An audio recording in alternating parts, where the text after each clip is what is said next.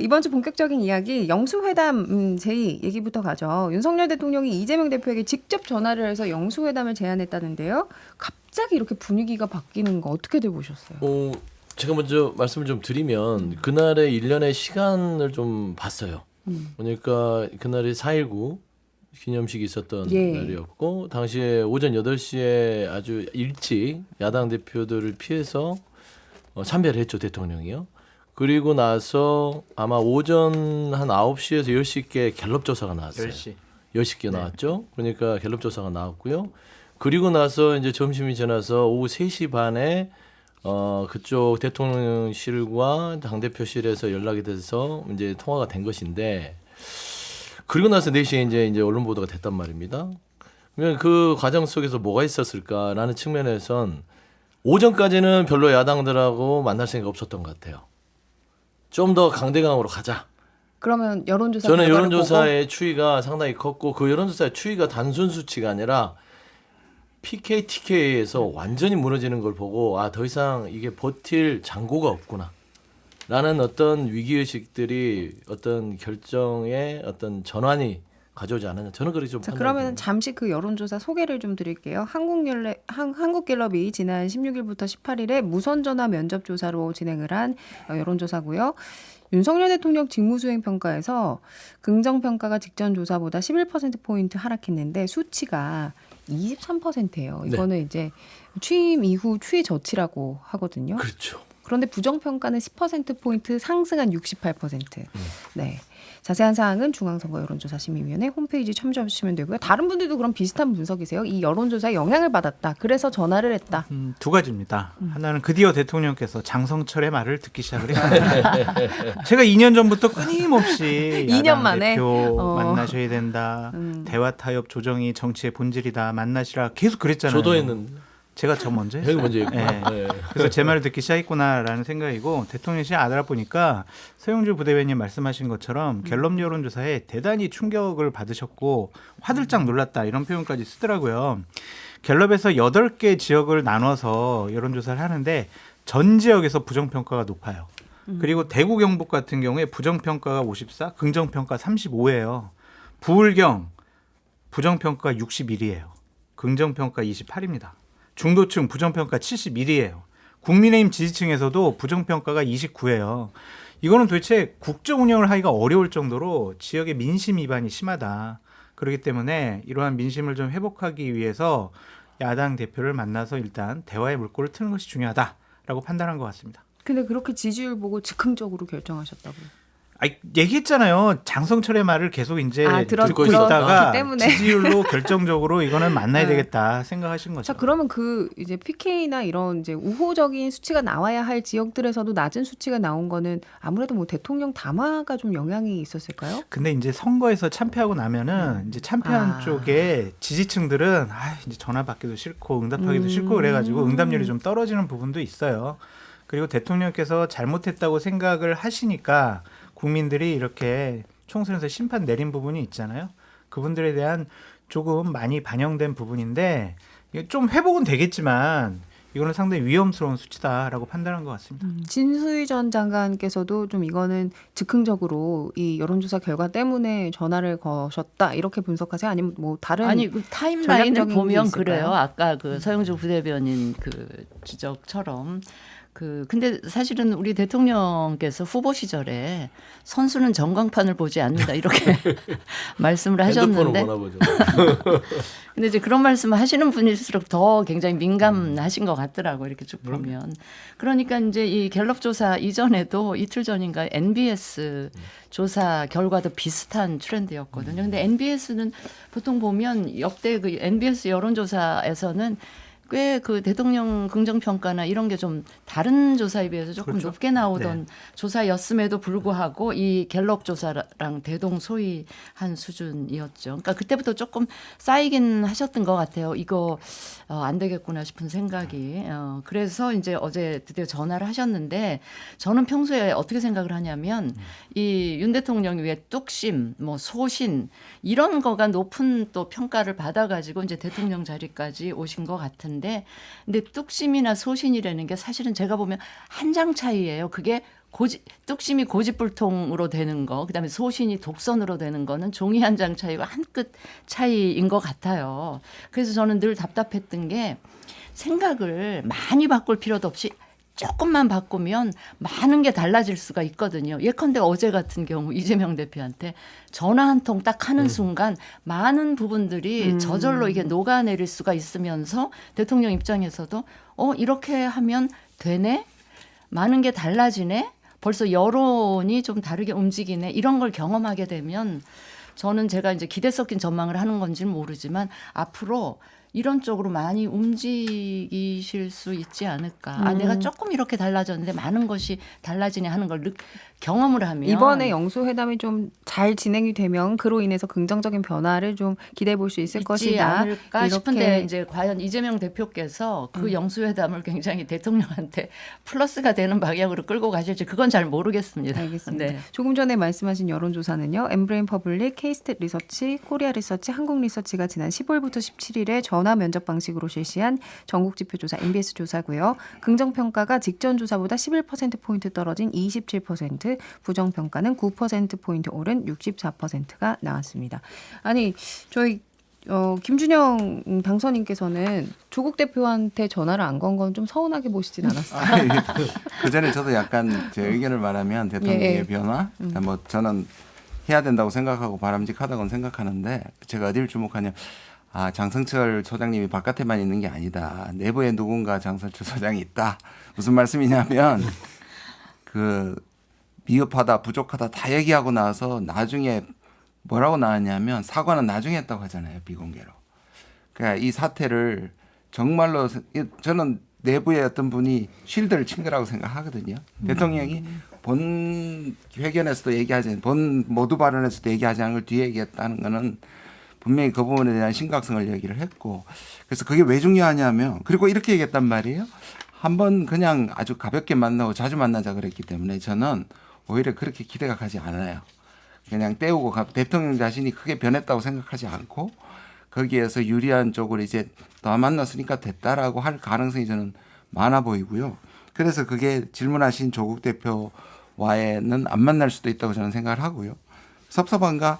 아니요. 대통령이 사실 지금 변해야 되는데 안 변하기 때문에 저는 뭐 먼저 만나고 뒤에 만나고 1대1로 만난 거에 대해서는 저는 오히려 1대1로 계속 만나는 게 좋다고 생각하는데 약간의 아직 의문이 저는 있습니다. 대통령이 완전히 스스로 변하셔서 뭔가 기조를 변화시킬 가능성이 많지 않다고 생각합니다. 근데 좀 부정적으로 평가하신 거잖아요. 윤석열 대통령의 뭐 국정 운영 기조 변화는 네. 크지 않을 거다. 근데 당장 이제 이번 주에 뭐 의대 증원 문제 관련해서도 그렇고 뭐 방금 저희가 계속 얘기했던 영수회담 제안도 그렇고 사실 그 전주만 해도 생각하지 못한 변화기는 했었어요. 네. 여기 대해서는 어떻게 평가하시나요? 아니 보시면 뭐 여러 가지 음모 이론도 있었잖아요. 그때 뭐 대선 전에 이걸 풀어내는 방식으로 대선에 도움이 죄송합니다. 총선에 도움이 되는 방향으로 그것도 안 했고 실제로 지금 완전히 막힌 상태이고 지금 풀어냈다고 하기에는 여전히 한시적으로 지금 4월 말까지 지금 확정을 해서 대기업에 알려야 된단 말이에요. 그러면 이 부분에서 타협적인 모습을 보이면서도 원칙을 버리지 않는 그래서 한시적 조치다. 그다음에 그것이 총장들에게 맡겼단 말이에요. 그러면 의사들하고 협력하는 이 부분에서는 그렇게 정말 양보냐 노선 전환이냐 했을 때 여기도 저는 좀 문제가 있다고 생각합니다.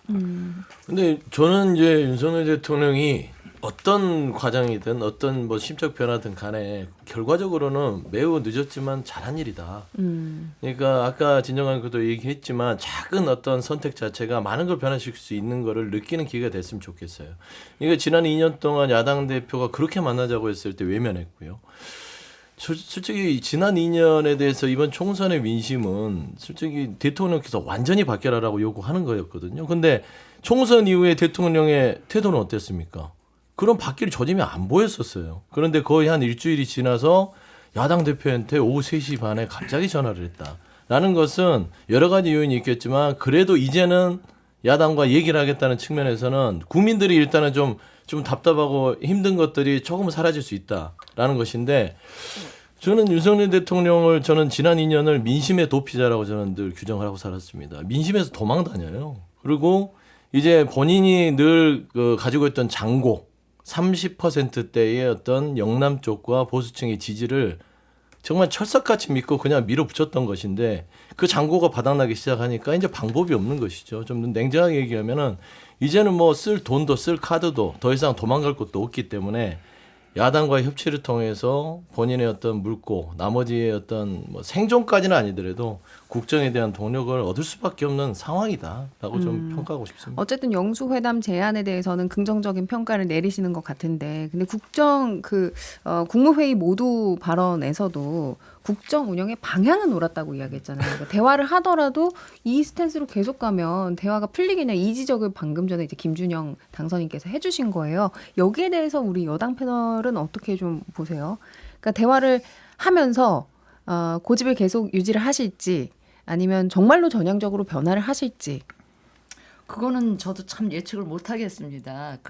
아마 단시간 내에 그 생각을 바꾸시기는 좀 힘들 것 같고, 그런 생각을 바꾸시는 데는 시간이 좀 필요하지 않을까 싶은데, 계속 이런 식으로 바깥에 있는 분들을 뭐 야당 대표를 포함해서 만나다 보면 저는 이 강고했다고 생각되어지는 그런 생각도 뭐 달라질 수도 있지 않을까. 저 계속 지금 기대를 섞어서 지금 얘기를 하고 그러면 있습니다. 진 전 장관께서는 네. 이번 영수회담 테이블에 어떤 네. 주제가 올라갈 거라고 보세요?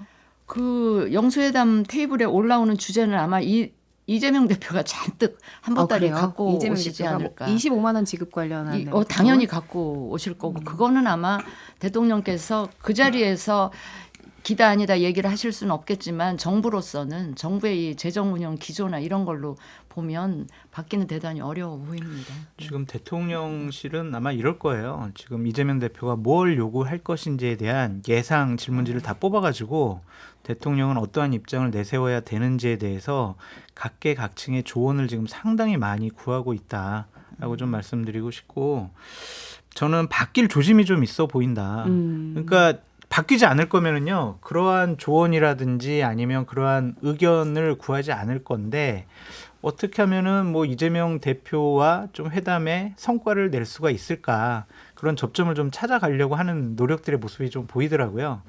그래서 좀 바뀌었으면 좋겠다, 바뀔 가능성이 좀 높아 보인다, 그렇게 전망해 봅니다. 근데 만약에 대화 주제에 최상병 특검법 같이 좀 네, 예민한 주제가 올라가서 이 영수회담의 성과가 그렇게 부드럽게 안 나온다. 그럼 그래서 되게 그때는 어떻게 되는 고심을 거예요? 하신대요. 지금 그 부분에 대해서 내가 입장을 어떻게 해야 되는지 단어 하나 문장 하나 되게 예민하기 때문에 지금 여러 가지 지금 준비를 하느라고 골치가 아픈 모양이에요. 그럼에도 잘 나올 거라고 기대한다라고 이제 근데 장 수장님께서는 보시는 거고. 근데 야당 대표랑 대통령 만나가지고 성과 좋은 적 한 번도 없어요. 그래가지고 뭐 그렇게 큰 기대를 할 건 그럼 아닌데. 후폭풍이 더 거세지는 거 아니에요? 아니 그래도 앵커님, 네. 그래도 2년 동안 줄기차게 많은 국민들과 야당 언론에서 요구했던 야당 대표와의 만남 자체가 하나의 큰 상징적인 변화의 하나다, 그렇게 보여집니다. 그러니까 야당 대표로서 가서 뭐 대통령의 국정 운영이 다 옳다라는 말을 다 듣고 있겠습니까? 이재명 대표가 가만두지 않죠. 이런 국정 운영은 뭐가 잘못됐고요. 이게 잘못됐고 그런 얘기를 하실 분이기 때문에 일단은 그거를 윤석열 대통령이 감내할 수 있느냐의 문제고요. 두 번째 이제 최수근 성병 문제, 그거는 본인과 관련이 돼 있고요, 직접적으로. 그 다음에 김건희 여사의 특검법이 남아 있습니다. 그러니까 나머지 여러 특검법이 있고 특별법이 있지만 이 두 가지 사안은 본인과 배우자, 가족들의 일이에요. 그래서 이 부분은 민주당이 특검을 요구하는 이유는 뭐냐면, 먼저 결자해지를 하면 특검을 안 하지요. 그러니까 윤석열 대통령이 최수근 성병 수사협에 대해서 철저하게 조사하겠다라는 약속을 하거나, 김건희 여사에 대한 주가 조작 사건의 명품법에 대해서도 이거를 김건희 여사를 검찰 수사나 이런 거에 내놓겠다라는 얘기들이 있으면 굳이 국회에서 특검법이라는 이런 말하자면 여러 가지 이 비용과 어떤 시간을 들여서 할 이유가 뭐가 있겠어요. 그래서 이런 부분들은 분명히 대통령께서 아마 준비를 할 것인데, 저는 2년 동안 너무 대화가 없었기 때문에, 예를 들면 먼지가 너무 많이 쌓였잖아요. 그리고 대통령실의 정무 기능이 거의 마비가 돼 있어요. 야당과 소통이 안 되기 때문에 야당에서 무슨 얘기를 할까, 이거 알아내기도 쉽지 않을 겁니다. 라는 차원에서는 지금 고심이 클 것 같은데, 중요한 거는 그럼에도 불구하고 이재명 대표가 지금 얘기하실 건 첫 번째로 말한 대로 25만 원 민생회복 지원금에 대해서 제한적으로 같이 해봅시다. 이게 바로 민생 아닙니까? 이런 부분들을 대통령이 받아줄 공산이 있어요. 이 정도는 받아줘야만 야당 대표와 차도 먹고 수시로 밥도 먹고 식사도 할 수 있는 것이지 않겠습니까? 만약에 여기서 불꽃 튀고 끝내버리면 또 강대강에 간다고 보고요. 나머지는 개헌 문제도 있을 것 같고요.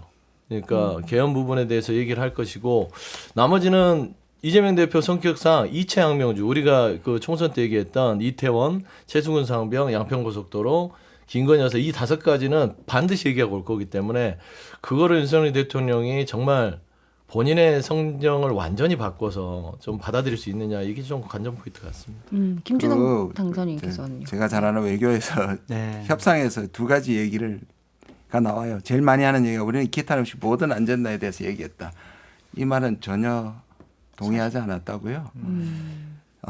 핵심 문제 빼놓고는 거의 다 그러니까 거의 모든 부분에서 합의했다라고 하면 중요한 문제는 합의하지 않은 거거든요. 저는 이번에 일단 이재명 대표도 지금 이 정도의 그 받은 것이 혹시 독단이나 밀어붙이는 거에 대한 부담이 저는 있을 거라고 보고요.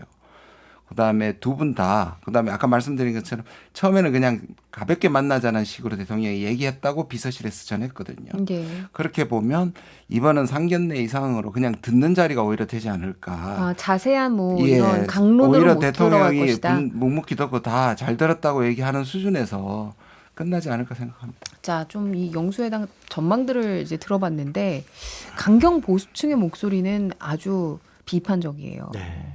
굴욕이다, 백기투항이다 이런 목소리도 나오고 지금 있는 23% 지지율까지도 무너질 수 있다 이런 전망도 나오고요. 서정욱 변호사 같은 경우에는 저희 라디오 권순표 뉴스 하이킥에서 개인적으로 잘못된다고 본다. 6월 국민의힘 지도부가 정해지면 그 지도부의 대표가 이재명 대표와 함께 만나야 된다. 뭐 이런 식의 이야기를 했거든요. 그분들 말씀을 듣다가 여기까지 온 거 아닙니까?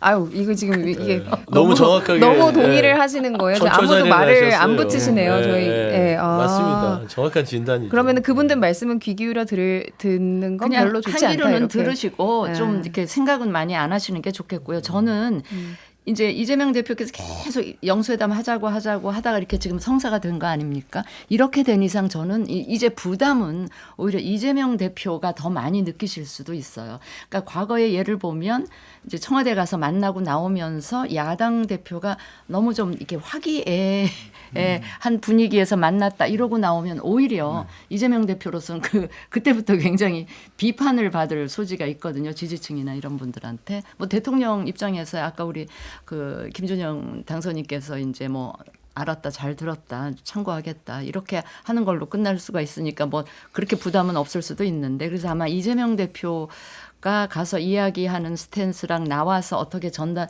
이거에 굉장히 관심이 집중되지 않을까 싶은 생각이 드네요. 알겠습니다.